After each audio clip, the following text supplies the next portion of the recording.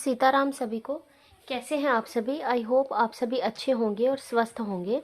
तो कल हमने वाचन प्रक्रिया पढ़ लिया था। आज हम वाचन के भेद यानी कि प्रकार पढ़ेंगे कि वाचन के कौन कौन कितने प्रकार हैं।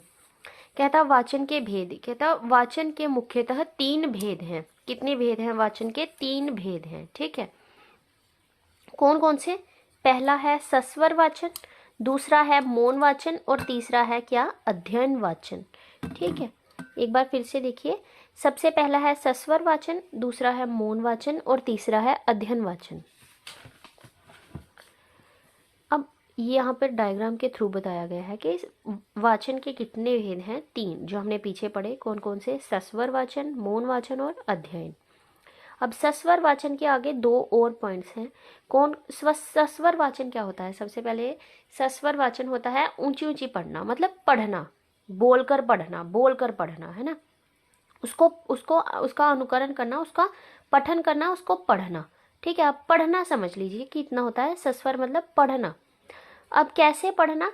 एक बोलना, मतलब ये समझ लीजिए कि बोलकर पढ़ना। अब कैसे बोलकर पढ़ना? व्यक्तिगत तरीके से बोलकर पढ़ना, या मतलब अपने अपने तक ही पर्सनली पढ़ना, या सामूहिक इकट्ठे बैठकर पढ़ना।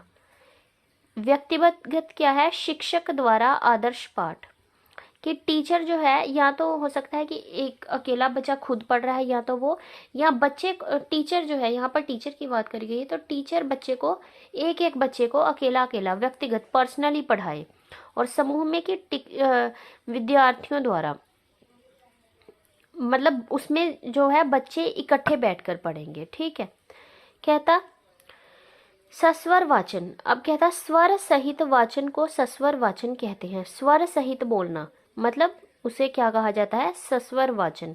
इसमें विद्यार्थी पढ़ने के साथ बोलता भी जाता है, पढ़ते पढ़ते क्या करना? बोलना। सस्वर वाचन 4 प्रक्रियाओं पर आधारित है। आगे सस्वर की भी क्या है? 4 प्रक्रियाएं हैं, ये इसकी टाइप्स थी, प्रक्रियाएं अलग है। सबसे पहले लिपिबद्ध अक्षरों को देखना, लिखा हुआ उनको सबको देखना, फिर इनको पहचानना कि सबसे पहले देखा ये लिखा है, फिर पहचाना कि ये क्या लिखा है। हाँ, ये स लिखा है, ये स आधा स है, व है, ये र है, व आ च न है।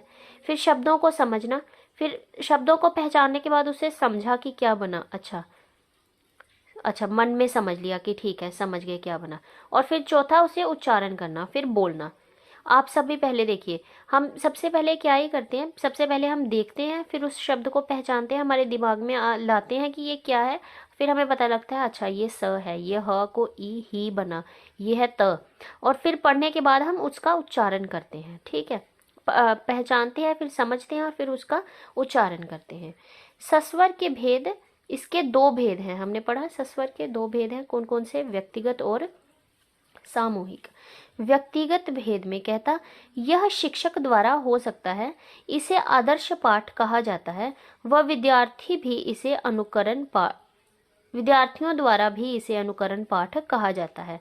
कि मतलब टीचर जो है पढ़ाता है और बच्चे जो है फिर उनका नकल करते हैं, फिर उनको पढ़ते हैं। जैसे पहले यहाँ टीचर बोल के पढ़ा दे और फिर वो बोले बच्चे को, एक एक बच्चे को बोले खड़े हो जाओ और पढ़ो, ये तुम इतना पढ़ो, तुम आगे पढ़ो, जो हमें थोड़ी थोड़ी रीडिंग करवाई जाती थी, वैसे वो हो गया। क्या? और बच्चे क्या है, इसको अनुकरण पाठ का नाम दिया है। व्यक्तिगत वाचन उसे कहा जाता है जब एक ही व्यक्ति पढ़ता है, जब अकेला एक ही व्यक्ति पढ़ता है, टीचर पढ़ रहा है या कोई बच्चा पढ़ रहा है, उसको क्या कहा जाता है? व्यक्तिगत। ठीक है, या फिर एक के बाद दूसरा बच्चा पढ़ रहा है, फिर तीसरा बच्चा पढ़ रहा है, तो वो व्यक्तिगत तरीके से पढ़ रहे हैं।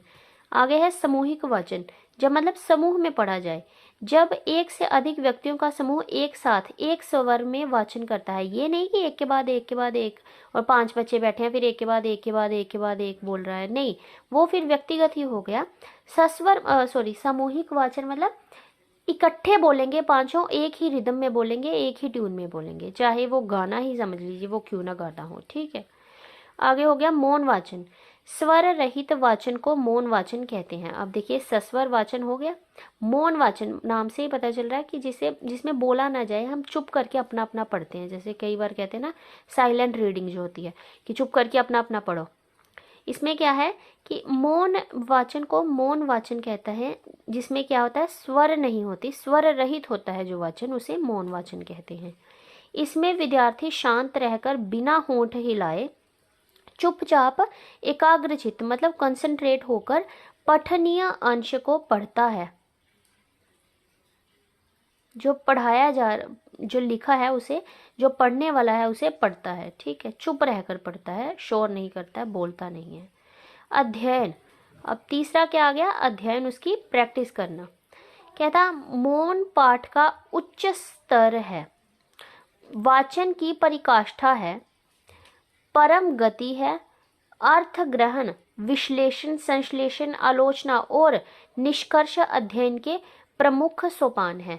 मतलब आपने पढ़ लिया, अब चाहे वो मौन तरीके से मौन वाचन है या फिर सस्वर वाचन है, चाहे व्यक्तिगत है चाहे सामूहिक है, कैसे भी आपने पढ़ा, लेकिन उसके बाद उसका अर्थ निकाला, अर्थ को समझा, उसका विश्लेषण किया, उसका संश्लेषण किया, उसको तोड़ा, उसको जोड़ा, उसकी मतलब उसका कंक्लूजन निकाला, निष्कर्ष मतलब कंक्लूड करना, आलोचना मतलब उसकी जो उसमें आपको कमियां खामियां जो भी दिखी वो आपने मतलब विचार करा, उस पर विचार विमर्श करा, जो भी आपको कमियां खामियां जो भी दिखा, आलोचनात्मक जो दिखा उसकी वो आपने जो है नोट कर लिया।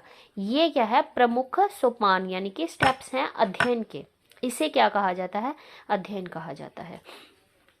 जैसे हम प्रैक्टिस करते हैं, तो ये बहुत सिंपल सा था, देखने में तो पता नहीं कितना टफ लगा होगा कईयों को, लेकिन ये बहुत सिंपल सी चीज़ है और बहुत आसानी से जो है समझ भी आ जाएगी। तो आज हमने ये पढ़ लिया है, एक बार फिर से रिवाइज करवा देते हैं कि वाचन के कितने भेद हैं। वाचन 3 प्रकार से है। सबसे पहले सस्वर, मौन और अध्ययन। सस्वर में क्या आ जाता है, व्यक्तिगत और सामूहिक, मतलब कोई या तो टीचर पढ़ रही है या एक एक बच्चा पढ़ रहा है, उसको व्यक्तिगत कहा जाता है। या सामूहिक में क्या है कि इकट्ठे बच्चे एक साथ 5, 6, 7, 8 एक से अधिक, एक से अधिक बच्चे जो है जब इकट्ठे पढ़ते हैं, एक ही रिदम में पढ़ते हैं, तो वो क्या हो जाएगा, उसे सामूहिक वाचन कहा गया। ठीक है, ये दोनों सस्वर वाचन के भेद हैं। आगे आ गया मौन वाचन। मौन वाचन मतलब चुप रहकर पढ़ना, मौन रहकर, कहते हैं ना मौन रहो, चुप रहो, तो चुप रहकर पढ़ना, अपने आप में साइलेंट रीडिंग करना, शोर नहीं मचाना। अध्ययन मतलब उसका प्रैक्टिस करना, उसका कंक्लूजन निकालना, उसका सबसे पहले कंक्लूजन बाद में आएगा, सबसे पहले उसका अर्थ देखना, अर्थ को ग्रहण करना, उसको तोड़ना मरोड़ना और जोड़ना, उसमें कुछ ऐड ऑन करना जो भी, फिर उसके बाद आपको उसमें कमियां खामियां निकली जो भी दिखा वो सबका पता करना, और उसके बाद क्या है उसका निष्कर्ष निकालना, उसका कंक्लूजन निकालना। तो ये क्या हो गया हमारा वाचन के भेद। और सस्वर वाचन के भी आगे 4 प्रकार थे। 2 भेद तो चलो इसके थे ही, लेकिन फिर भी इसके सस्वर वाचन के 4 प्रकार थे। सबसे पहले हम शब्दों को देखते हैं, फिर उनको पहचानते हैं, अक्षरों को देखते हैं, फिर उनको पहचानते हैं, जोड़कर पूरा शब्द को समझते हैं कि ये क्या लिखा है, और उसके बाद उसका उच्चारण करते हैं। ठीक है, तो ये आज कंप्लीट हो गया। अब हम कल करेंगे वाचन का महत्व, कि इसके कौन कौन से महत्व हैं, पढ़ने के क्या क्या महत्व हैं। ठीक है, बहुत बहुत धन्यवाद मेरी वीडियो देखने के लिए। Thank you so much. Sitaram.